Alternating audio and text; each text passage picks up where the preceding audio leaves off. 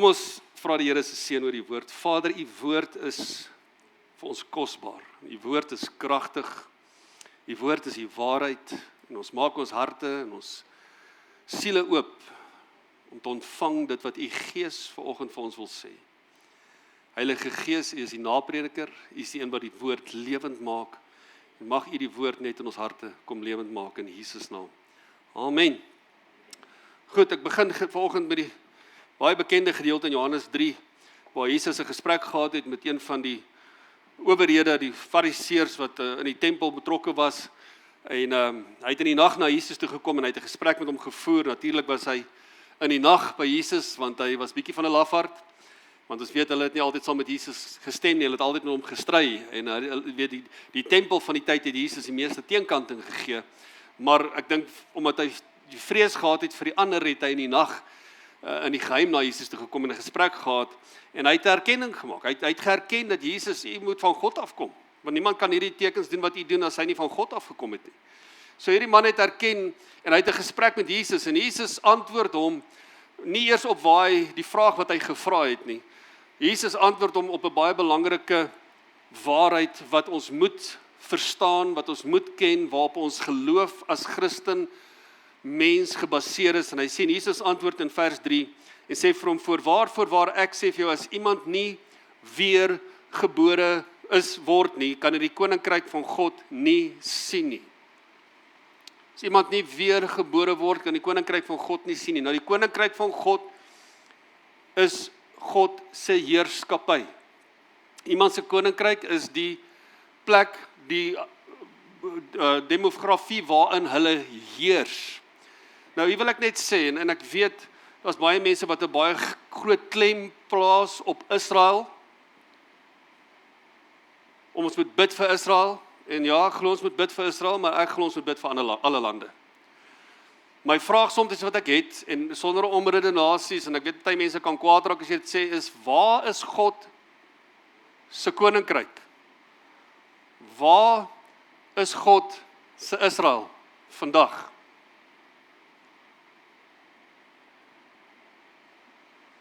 Paulus skryf dit duidelik in sy briewe. Wie sê hy is Jode? Jode is die Israeliete. Dis die Israel van God. Want Paulus se hele missie was, hy is gestuur om die evangelie aan die heidene te gaan verkondig, sodat hulle tot geloof kan kom in Jesus Christus, en dan sê hy, vir die wat in Christus is nou die nageslag van Abraham. Met ander woorde, wie is die nageslag van Abraham? Abraham, Isak, Jakob. Jakob se naam het verander na Israel. Israel het die naam geword van die volk van God. So almal wat glo in Jesus Christus as die seun van God, het die nageslag van Abraham geword. So almal wat glo in Jesus Christus is die Israel van God. God se heerskappy is nie beperk in die grenslyne van 'n land nie. Kan ek dit net vir jou baie duidelik maak? God se heerskappy is in die harte van mense. Hy woon nie meer in 'n tempel wat deur Salomo of wie ook al gebou is nie. Hy woon nie meer in 'n tabernakel wat Abraham opgerig het in die woestyn, Moses opgerig het in die woestyn nie. Hy sê hy woon nou in 'n tempel wat nie met hande gemaak is nie, en dan 1 Korintiërs hoofstuk 6 sê, jou liggaam is nou 'n tempel van die Heilige Gees. So waar woon God? Is hy 'n God van Israel? Ja. Waar is Israel? Hier sit hulle hier voor my. Wanneer ons bid vir Israel, bid ons vir die kerk van die Here Jesus Christus. God is nie beperk in die grenslyne van 'n land op 'n sekere plek nie. God is reg oor die wêreld, sy heerskappy is besig om te groei en sy koninkryk is daagliks besig om uit te brei reg oor die wêreld. Die Israel van God. Paulus skryf eintlik vir die Jode op 'n stadium in sy briewe. Toe sê hy, julle almal wat sê hulle is Jode, julle leef die minste soos Jode, maar is die wat julle ken as nie Jode nie wat meer lewe soos Jode. So wie is regtig die Jood, die een wat dit leef of die een wat dit nie leef nie? Want wanneer jy dit leef, leef jy dit in die geloof in die een wat God gestuur het, sy seun Jesus Christus. Dan maak dit jou die nageslag van Abraham. So jy wat vanoggend hier sit, ek het vir jou goeie nuus. As jy ooit gewonder het of jy is of nie is nie, jy is 'n Jood. Kyk vir die ouens wat nie eens langs jou, jy sal nie grap. Kyk. Hoor julle vanoggend dat ons moet versigtig wees. Die Ou Testament en die Nuwe Testamentiese dimensies van God se heerskappy het radikaal verander. Daar's in die Ou Testament net een volk waaroor God geregeer het.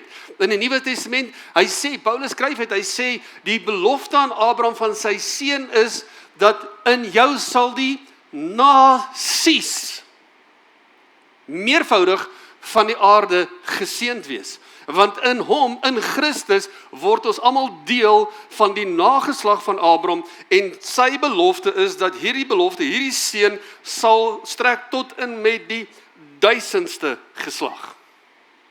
Hier sit ons is 'n resultaat van die werk van Jesus Christus wat die beperking van God se heerskappy radikaal verander het, die grenslyne verander het, omdat dit nie meer gefokus op een land nie, maar in die harte van mense. En hier sit ek en jy, en ons is deel van die koninkryk van God, en hy kom sê, hy so, niemand kan die koninkryk van God beerwe, as hy nie weergebore word nie. Nou kom Nicodemus, hierdie man, wat 'n geleerde man is, en hy probeer met sy logika dit redeneer, en hy sê, hoe kan 'n mens, as hy oud is, gebore word? Hy kan tog nie 'n tweede keer in die skoot van sy moeder ingaan, en gebore word nie. So hy probeer dit logies uitredeneer, maar natuurlik praat Jesus hier van 'n geestelike dimensie. Vir my is die grootste frustrasie van die kerkwêreld, en as ek praat van die kerkwêreld, van gelowige Christenmense, is dat 'n groot hoeveelheid van die gelowige Christenmense leef in 'n onbewustheid van die geestesdimensie. Dis die hele missie van die vyand. Satan wil ons so vasgevang hê in die fisiese, logiese, sienlike riem. Die grootste ewel in vandag se tyd, wat die grootste bedreiging vir ons aanbidding is, vir ons geloof is. Wat is die grootste bedreiging? 'n besige skedule.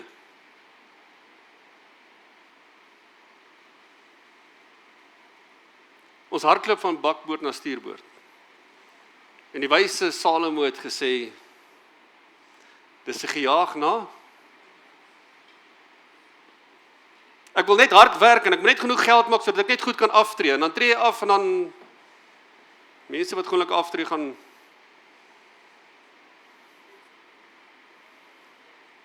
ergens hier nie. Aftree is nie 'n Bybelse konsep nie. Ek weet nie of julle dit weet nie. Nou, ek praat hier van jou roeping. Hier is 'n tyd dat jy wil ophou werk. Maar daar's nie iets in die geestelike riem soos aftree nie. Ons het nie afgetrede mense as ons geestelik praat in ons kerk nie. Want ons afgetrede mense is nuwe jeug. Hoe meen? En dis in die gees. Amen. Ons moet wedergebore word. Jesus antwoord vir waar ek sê vir jou, as iemand nie gebore word uit water en gees nie, kan in die koninkryk van God nie ingaan nie. Jy kan nie God se heerskappy beleef in jou lewe, jy kan nie instap in daai plek waar God heers as jy nie weergebore word nie. Want hierdie Nicodemus sê, maar Here, hoe moet dit werk? En hy praat hier van 'n fisiese geboorte, maar Jesus sê jy moet uit water en gees gebore word. Nou, baie mense dink die watergeboorte is die doop, en soos van julle al die vrymakende waarhede gedoen het ons hulle verduidelik, die watergeboorte is nie die doop nie, die watergeboorte is jou fisiese geboorte. Ons as mens gaan deur 'n watergeboorte, jou ma se water breek en jy's hier. Dis 'n watergeboorte, jy het 9 maande in water gelê. So jy moet eers vleeslik mens wees, so die koninkryk van God is vir fisiese mense. Dis hoekom jy moet eers met water gebore wees. Jy moet eers fisies mens wees. God heers nie oor iets anderste as fisiese mense hier op aarde nie. Hy sê, Jesus antwoord, ek sê vir jou, as iemand nie gebore word uit water en gees nie, kan in die koninkryk van God nie ingaan nie. En dan verduidelik hy dit. Hy sê, wat uit die vlees gebore is vlees. Dis die watergeboorte. En wat uit gees gebore is gees. So dis die wedergeboorte, dis nie 'n vleeslike geboorte nie. Nikodemus, nee, jy hoef nie bekommerd te wees oor jou ma nie. Okay? Hierdie is 'n geestelike geboorte wat moet plaasvind. En dis 'n geboorte wat moet plaasvind as gevolg van dit wat gebeur het in die begin. Toe God vir Adam gesê het, moenie van die boom eet nie. Onthou manne, God het vir Adam die opdrag gegee. En hy het nie gedoen wat God verwag het nie. En die mens, hy sê as julle van hierdie boom eet, gaan julle sekerlik sterwe. Ons het nie in die vlees gesterf nie, ons het nie psigies gesterf nie, maar ons het geestelik gesterf. Daarom, met die stuur van Jesus, het die Vader nie net sy seun gestuur om die prys van ons sondes te betaal nie, maar hy het hom gestuur sodat ek en jy in 'n nuwe dimensie kan instap, en dit is die dimensie van 'n geestelike lewe. En dis bitter moeilik om jou geloof te handhaaf as jy nie die geestelike helm verstaan en deur dit wandel nie. Want die vleesdimensie, wie van julle het agtergekom, die vleesmens word moeg.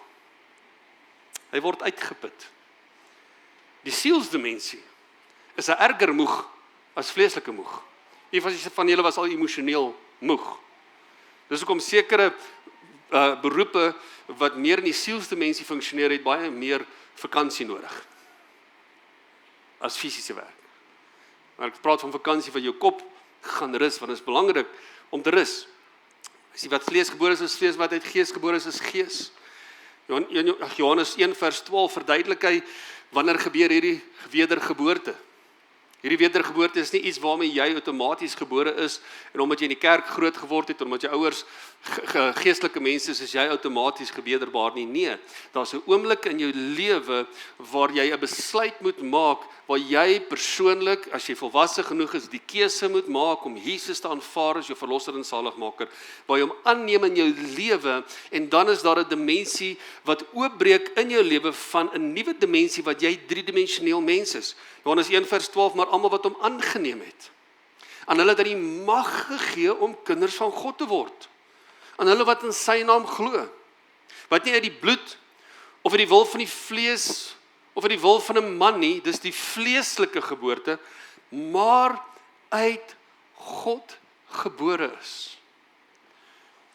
Wedergeboorte is hierdie innerlike gebeurtenis, bonatuurlik van die geestesdimensie, wat as ware wakker geword word, wat opgewek word, wat gesterf het met die sondeval, en in die Nuwe Testamentiese dimensie, na Christus, is daai geleentheid oopgebreek, waar ek en jy die wedergeboorte kan ontvang, wat net God bonatuurlik hier binne in ons kom doen. Dis 'n bonatuurlike gebeurtenis. Dis nie 'n gebeurtenis hier nie, dis 'n gebeurtenis binne in jou menswees, in die innerlike mens. Ons is uit God gebore deur wedergeboorte. Nou die wedergeboorte is nie iets wat enigeen van ons kan verdien nie. Dis nie 'n goeie lewe wat vir jou wedergeboorte gee nie. Dis geloof in Jesus Christus. Want jy neem hom aan. En dan ontvang jy, en nou wanneer jy 'n geskenk ontvang jy dit, en ons noem dit 'n geskenk omdat dit nie verdien word nie. Jy kry die geskenk nie omdat jy iets ouliks gedoen het, of dis omdat die gewer wat die geskenk gee, gewoonlik lief is vir jou, en vir jou genade wil wys. 1 Petrus 1 vers 3, geseënd is die God en die Vader van ons Here Jesus Christus, wat na sy groote barmhartigheid ons die wedergeboorte geskenk het, tot 'n lewende hoop, deur die opstanding van Jesus Christus uit die dode. So dis wedergeboorte is 'n geskenk wat jy ontvang weens jou geloof in die Seun van God. Jy neem Jesus aan, dan kom God die Vader, omdat jy sy Seun aanneem, vind daar 'n geboorte, want dis 'n bevrugting. Wat is die bevrugting? Dis 'n bevrugting van die woord en die gees wat plaasvind. Net soos Maria bevrug was deur die Heilige Gees om Jesus te baar. Wat het Maria gebaar? Sy het die woord van God gebaar. Wanneer jy tot geloof kom in Jesus Christus, aanvaar jy die werk wat hy gedoen het, en die Heilige Gees kom, daai woord, want onthou jy aanvaar die woord van God, en hy kom bevrug die woord, en daardie bevrugting wat plaasvind, bring iets niets in jou tevore, en dis wat ons noem wedergeboorte, en dis nie 'n verdienste nie, dis 'n geskenk deur sy genade. Geskenk wat God vir my en jou as gelowiges kom gee. Dis jou geloofslewe. Jou geloofslewe is gebaseer nie op kennis wat jy het nie. Jy kan weet van Jesus. Maar daar's 'n ander dimensie wanneer hy in jou kom woning maak deur sy gees wat jy gewederbaar is. Nou kom Paulus en hy skryf van die kerk. En hy skryf hier aan gelowige mense. Wedergebore mense wat die werk van Jesus aanvaar het. Mense wat begin glo het. En hy bring eintlik 'n vermaaning, en soveel keer in sy briewe sien ons dat wat sy briewe gerig is aan die kerk, wat natuurlik gelowige mense is, wat wedergebore mense is, bring hy hierdie vermaaning, wat hy sê in Galasiërs 5 vers 16, maar ek sê, wandel deur die Gees. En dis my tema van vanoggend. 'n geesgedrewe lewe. Jy kan gelowig wees, jy kan gewederbaar wees. Maar dit is nie outomaties dat jy deur die Gees wandel nie. Die Nuwe Lewe vertaling sê, ek sê, laat julle leefstyl eerder deur die Gees bepaal word. Hoe lyk jou lewenstyl? Getuig jou lewenstyl van 'n geesgedrewe lewe. En weer eens wil ek beklemtoon, hy skryf hier aan wedergebore, geesvervulde mense, aan die kerk. En hoeveel keer moes hy die kerk vermaan om te sê, jy kan nie gaan leef soos jy wil en gaan verkondig dat jy Jesus volg nie. En daar's 'n wanpersepsie wat mense 'n verwarde interpretasie van genade leer en hoor. Sê ek kan maak soos ek wil, ek kan leef soos ek wil. Want God se genade is my genoeg. Nee, die oproep is jou lewe moet getuig van die teenwoordigheid van God in jou. Jy moet deur die Gees gelei word. Jou lewenstyl moet deur die Gees bepaal word. En hoor wat is die gevolge van dit. En Paulus kom skryf 'n paar goeie gevolge van 'n lewe wat, en ek kan net een of twee noem, maar daar's soveel baie, terwille van tyd, ongelukkig, soms maar die grootste uitdaging is tyd, want daar's soveel wat ek vir jou kan gee, en ek probeer sny gewoonlik, maar weet, ons gaan nie meer dat tyd ons dikteer en bepaal hoe ons die woord ontvang nie, want ons moet hoor wat die woord van die Here sê. Hoor wat sê hy vir die wat deur die Gees gelei word. Onthou, wat deur die Gees gelei word. Wanneer jy gelei word, is daar 'n baie belangrike aspek wat eers moet plaasvind. Jy kan nie gelei word as jy nie oorgee nie. Jy kan nie gelei word as jy nie onderwerp nie. Dis 'n geesgedrewe lewe. Dit begin by 'n plek wat jy erken, en ek weet nie of jy al daar was nie, maar ek was al verskeie keer op daar in my lewe, wat ek besef, ek kan nie meer op my eie vermoë staat maak nie.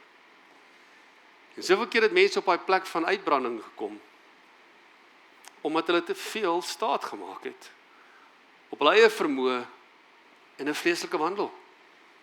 Wat dit sê, Galasiërs 5 vers 18, hy sê, maar as julle, hier is die voorwaarde, as julle deur die Gees gelei word, dan is julle nie onder die wet nie.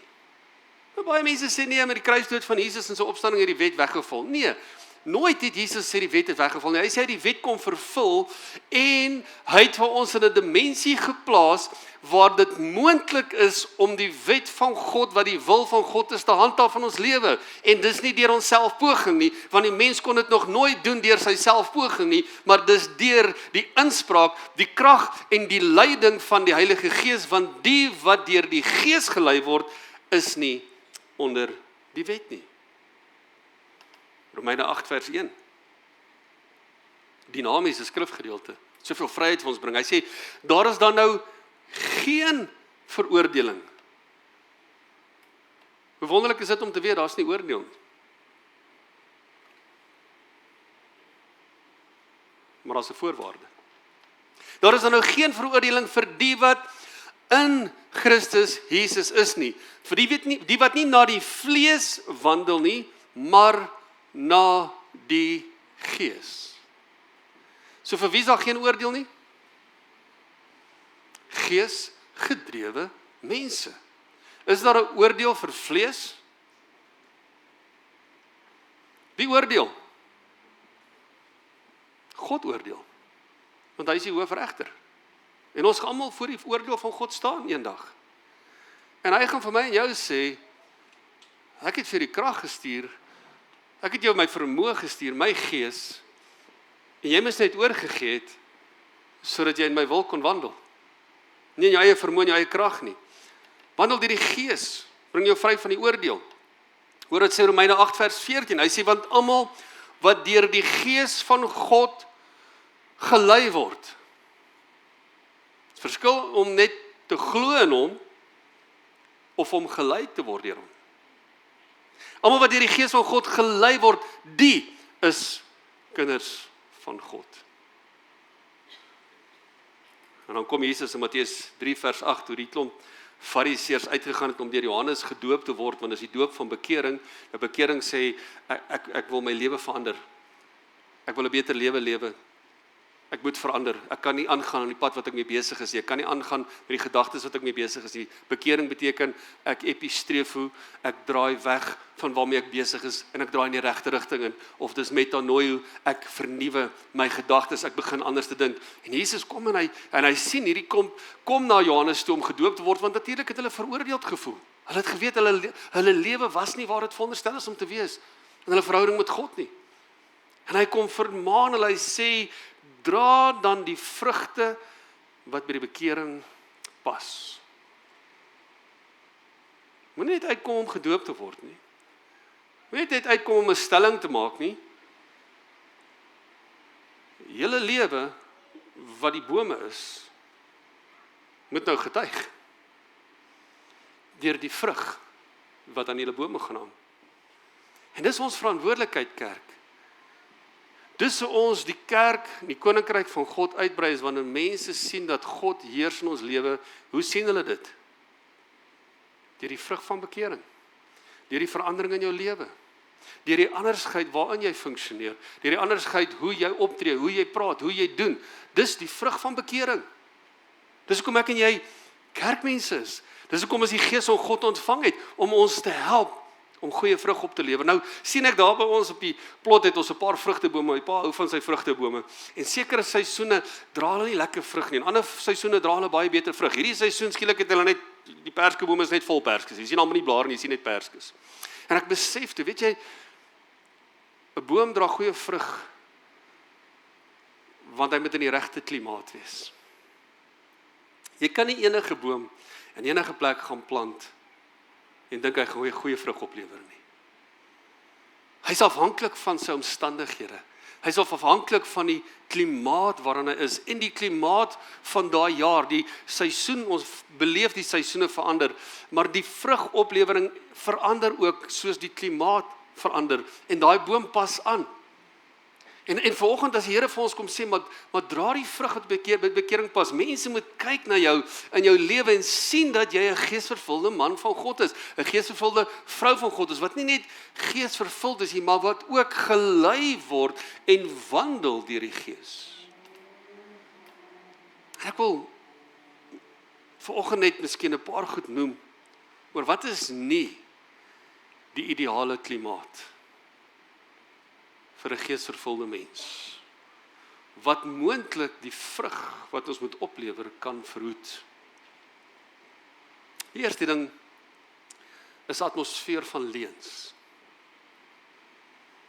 Nou ek praat nie van jouself wat dalk leuns vertel nie, maar jy's dalk nog vasgevang in leuns. Leuns diskwalifiseer ons om gawes te ontvang. Leuns wat sê, ons is nie waardig genoeg nie.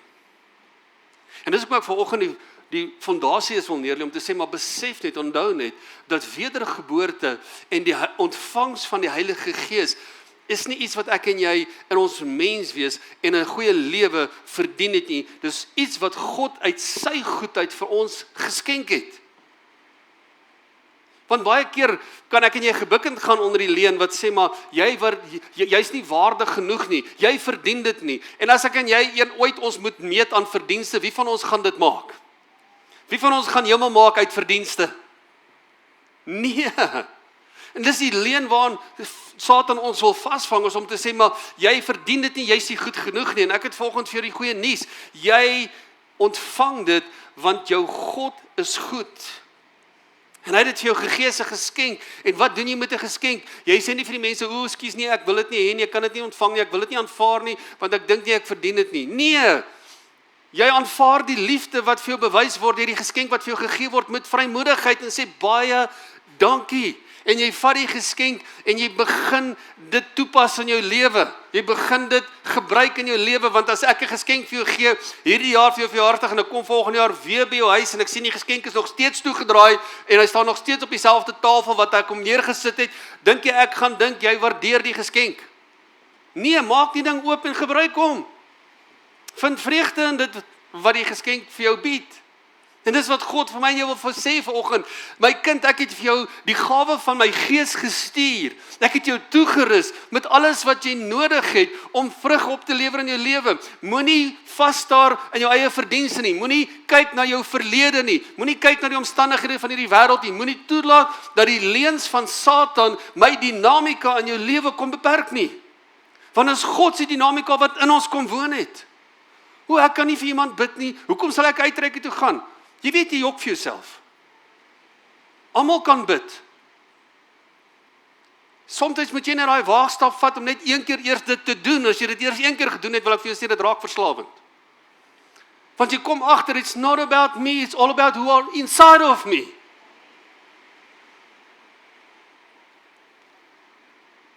Wat sê Cremora dan? It's not inside, it's on top. Nee, ek en jy is nie Cremora Christene nie. It's not on top, it's inside. Maar soms het ons hierdie leuns, wat gaan mense vir my dink, wat gaan mense sê? Nee, dis die leuen van verwerping. Ons moenie toelaat dat die leuen regeer en ons terughou van die werking van die Heilige Gees in ons lewe nie. Hy was 'n mensemoordenaar, Johannes 8:44. Van die begin af en staan nie in die waarheid nie. Omdat daar in hom geen waarheid is nie. En wanneer hy die leuntaal praat hy uit sy eie omdat hy 'n leienaar is en die vader daarvan. Nee, ons moet vol wees van die woord van God, want die waarheid maak jou vry van die leuns van Satan. Die tweede verkeerde klimaat of nie ideale klimaat vir 'n boom wat vrugte moet oplewer nie is in ongeregtigheid. Wat is ongeregtigheid? Ongeregtigheid is niks anders as sonde nie. Dis wanneer jy toegee aan die begeertes van die vlees. Dis ongeregtigheid, dis wanneer jy buite die wil van God optree. Galasiërs 5:16 sê, en 17, hy sê, maar ek sê, wandel deur die Gees, dan sal julle nooit die begeerlikhede van die vlees volbring nie. Want die vlees begeer teen die Gees en die Gees teen die vlees. En julle staan teenoor mekaar sodat julle nie kan doen wat julle wil nie. Hoor julle die stryd? Hoor julle die teenkanting? Die geesdimensie teen die vleesdimensie, want dis 'n oorlog wat ontstaan die dag met wedergeboorte. Is daar 'n stryd wat ontstaan en dis hoekom dit so nodig is dat jy weet dat jy met jou geesmens voed en jy moet wandel deur die Gees sodat die vleesmens nie sy wil kan kry nie, want die vlees is vol begeerlikhede. Nou, die Afrikaanse vertaling sê die begeerlikhede van die vlees, maar die Engelse vertaling sê the lust of the spirit. Want die begeerlikheid kan so ons kan maklik verward raak want die woord praat van begeertes, want die woord sê tog verlustig jou in die Here en hy sal jou gee die begeertes van jou hart. Dan sê iemand maar die gebod sê jy mag nie begeer nie. Ja, jy mag nie begeer 'n ander man se vrou, jy mag nie begeer wat iemand anders te behoort nie. Ek het net daarso vir jou net vinnig 'n eenvoudige definisie gegee van die woord welles. Maar dis eintlik wat daar moes gestaan het, die welleste van die vlees. Wat is welles? Wellus of lust is begeerte sonder morele grense. Is begeerte sonder morele grense. Daar's 'n sekere morele standaard wat ek en jy moet handhaaf. Mag jy begeertes hê? Verseker mag jy begeertes. Hy gee vir ons die begeertes van ons hart. Maar 'n begeertes wat in die moraal pas van die woord van God, wat in die waardesisteem van die woord van God inpas. Paulus eintlik kom hy in 1 Korintiërs hoofstuk 7 sê hy, ek wil hê dat julle moet eerder trou as gevolg van die hoerery. Wat is hoerery? Dis die grenslyne wat oorskry is van die morele waardes in verhoudings. Die morele waarde van die woord van God sê dat daar's 'n dimensie, 'n verhouding wat God vir ons geskep het, wat ons noem die huweliksverhouding. En Paulus skryf, hy sê alles is geoorloof binne die grenslyne van die huwelik. Dis die enigste plek, en ek wil net hier jou help, wat God vir ons sê, en Paulus sê ook, en hy skryf op 'n stadium, as jy brand van begeerte, moet jy eerder trou. Want hy sê, trou eerder as gevolg van die hoerery, as gevolg van die vleeslike begeertes. Want binne in die grenslyne van die huwelik, weet jy dit, is die enigste plek waar dit goed is om die vlees te bevredig. Buite die grenslyne van die huwelik is dit nie op die waardes van God se woord nie. En dis hoekom die gevaar is wanneer die begeertes van die vlees die oorhand neem en ons net ingee en daai grenslyne van morele waardes net val, dan gaan ons in daai plek in wat ons nie die geestemensie kan behaag nie en dit in stryd kom teen die geestemensie. Galasiërs 5:19 sê die werke van die vlees is openbaar en hier is die hele lys, naamlik oorspel, hoerery, onreinheid, ongebondenheid, afgoderry, towery, vyandskap, twis, jaloersheid, toornigheid, naaiwer, tweedrag, partyskap, afguns, moord, dronkenskap, brasserlei en dergelike dinge waarvan ek julle vooraf sê, soos ek al vroeër gesê het, die wat sulke dinge doen, die koninkryk van God nie sal beerwe nie. Wat het hy van Nikodemus gesê? Wie sal nie die koninkryk van God beerwe nie? Die wat nie weer gebore is nie. So jy kan nie weer gebore wees en dink is okay om in die vlees te wandel nie. Want die vlees kom breek af aan die gees. As jy in die dinamika van die geestesriem wil funksioneer, moet jy weet dat jy die verantwoordelikheid om te deel met die vleeslike riem. Want hulle is in stryd met mekaar. Efesiërs 5 kom bevestig het dat hy een van hierdie uitlig en ek wil dit vanoggend tog net aanraak. En ek weet, ek het al mense gehad wat die kerk verlaat het omdat ek hieroor praat. Maar ek kan nie anders as hieroor te praat nie, want dis die ewel van ons tyd. Dis die ewel van ons volk. En dis dronkenskap. Nommer 1 oorsaak van gesinsgeweld. Nommer 1 oorsaak van padongelukke, mense wat hulle lewe verloor in hierdie land. Nommer 2 oorsaak van tienersterftes. Nommer 1 oorsaak van selfmoord. Ek kan aangaan met statistieke. Is wat? Dronkenskap. Die grootste ewel van ons tyd. En as ek gaan kyk en die hartseer van ons jong mense, in ons skole vandag is die populêre ding om die kuierleier te wees. En die hartseer van alles, ma en pa moedig dit aan. Okay. Ouers ondersteun dit. Ouers moedig dit aan. En jy weet nie waarvoor jou kinders opsit nie. Want dit is okay, want ek sien dit by pa. Die woord sê dronkenskap in die oorspronklike Griekse vertaling, en as jy dit deur gaan trek, wat beteken daai Griekse woord, is to be intoxicated, om vergiftig te wees. Wat vergiftig alkohol? vergiftig jou brein. Die funksionering van jou brein. Maar ek het nie 'n probleem nie, ek doen maar net een glasie. Daar's soveel mense wat nie besef nie, hulle is so vasgevang in een glasie, hulle is afhanklik van daai een glasie, maar hulle besef nie hoe vergiftig daardie glasie hulle denkpatrone nie. Kom ek vanoggend met oordeel? Nee. Ek kom vanoggend na jou toe om te sê, daar's 'n dimensie wat jy kan inleef, wat jy geesgedrewe kan wees, maar dronkenskap staan reg teenoor die werking van die Heilige Gees. Want jy verloor inhibisies. En ek moet jou hierteen waarsku, kerk, want dis 'n ding wat Christenmense, Christenhuwelike besig is om te sink.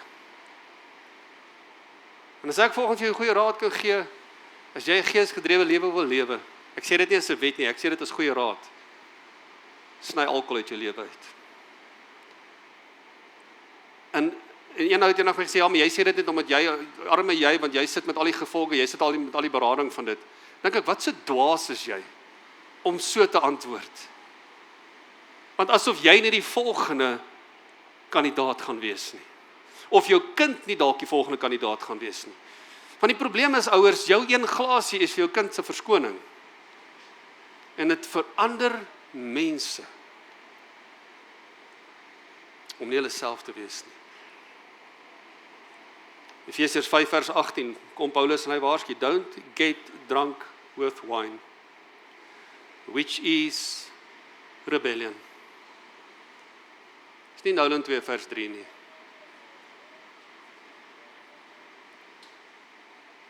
Ek eerlik, ek weet nie hoe dit voel om dronk te wees nie, ek dank die Here daarvoor, maar ek mis dit nie.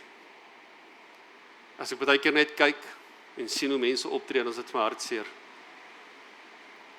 En ek het al vriende gehad, mense wat vir my gesê het, hoorie, maar ek het dit nodig om 'n persoonlikheid te kry. En dink ek, hoe onseker kan jy wees oor jouself?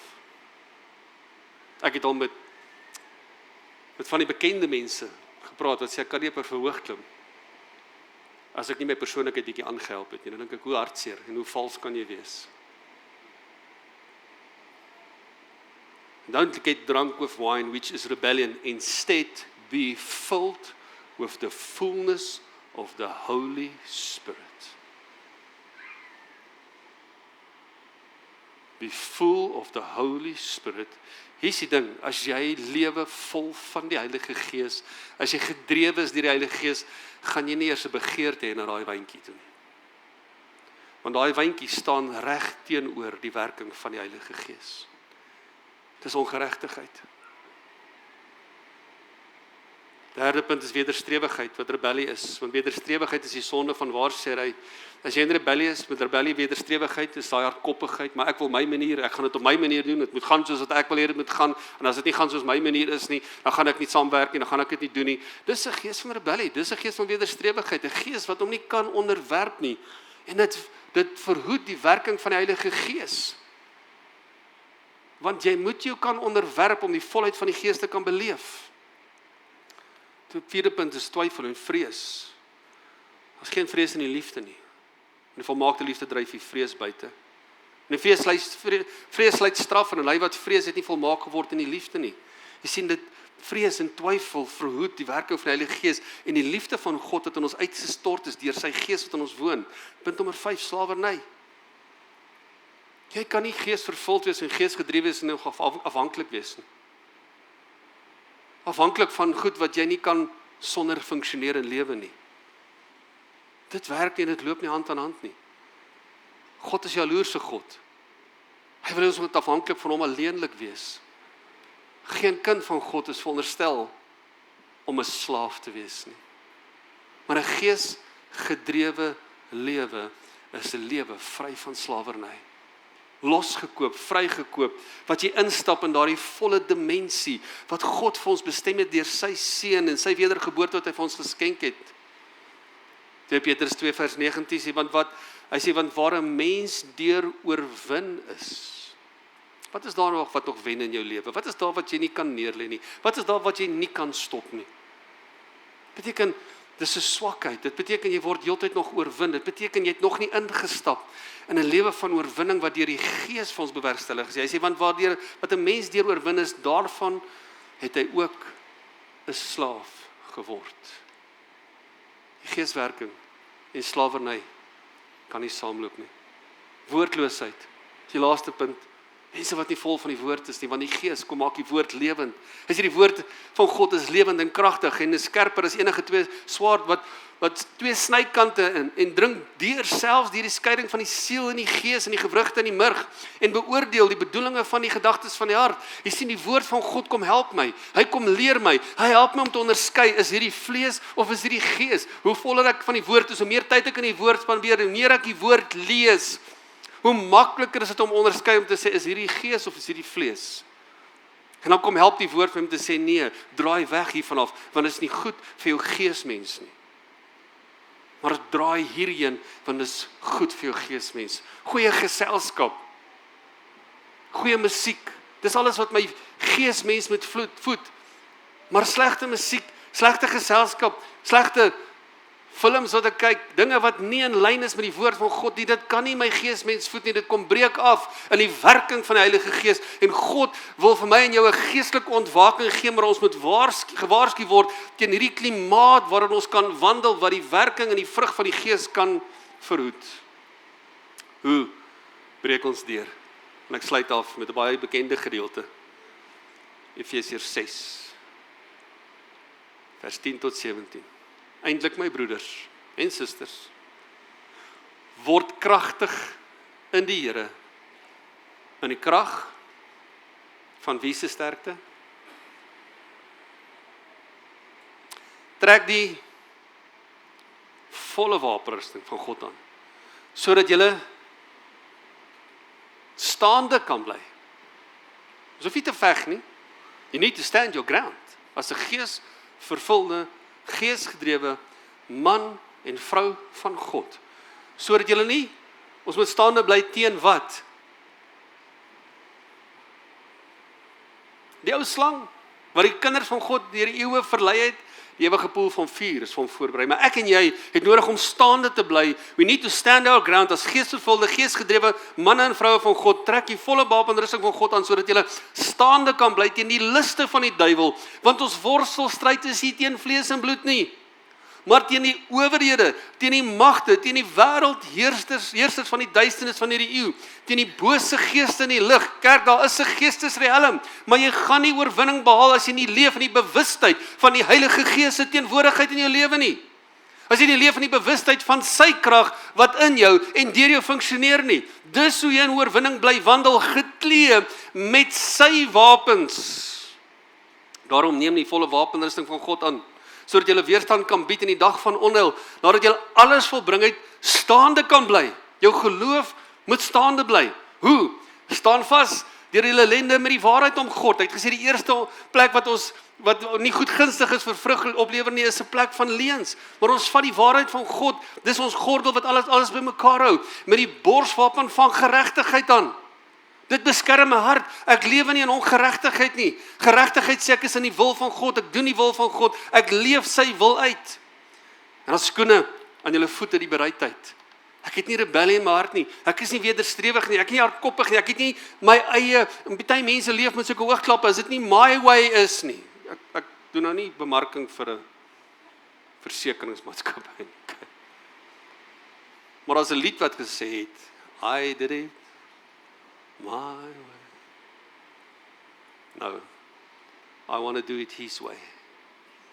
His way is the better way. Sy weg is die weg van vryheid en oorwinning. Skoene van bereidheid. As jy daai skoene aantrek, sê Here, ek doen wat U van my vra. Spreek Here, U diensknegt luister. Gaan vra vir Samuel, hoe werk dit? Spreek Here, U wil geskied, nie my wil geskied nie. Ek doen wat U my vra, ek doen wat U van my verwag. Dis die bereidheid. Ek is nie rebels nie, ek staan nie in teenkanting met wat God in my lewe wil doen nie. Vir die evangelie die bereidheid, vir die evangelie van vrede. Behalwe dit alles, neem die skild van geloof. Wat doen die skild van geloof? Dit breek die vrees, daai vuurpyle van vrees en twyfel wat afgevuur word in my lewe. Wat doen die skild van geloof? Dit weer daardie pile af. Om te sê ek staan in geloof, ek vertrou God, punt. He's gonna do it. Hy gaan dit doen, maar ek gaan nie toelaat met my twyfel en my vrees die oorhand kry wat die geeswerking kom belewer nie, want my geloof is dit wat my vat waarin ek gaan. En dis waar op die gees van God reageer is op ons geloof, ons vertroue in God. Hy sê dit behalwe dit alles neem die skild van geloof en waarmee julle al die vuurige pile van die bose kan uitblus en neem die helm van verlossing. Dis 'n paar mense wat nodig het om vry te kom, los te kom van slawerny. Maar dit begin hier.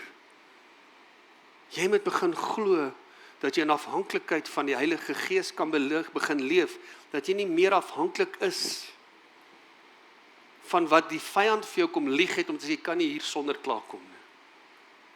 Dit begin daar, waar jou gedagtes vernuwe, wanneer jou kruideniersware gaan aankoop, wanneer jou pille gaan aankoop, wanneer jy verby daardie winkel loop wat jy weet nie goed is vir jou nie. Daar begin dit. Die helm van verlossing, wat jy nie begin dink oor jouself as 'n geesgedrewe mens. En dan laastens, neem die helm van verlossing en die swaard van die Gees, dit is die woord van God. Ons het daaroor gepraat, en ek wil jou weer kom uitdaag. Hoeveel tyd spandeer jy op Facebook?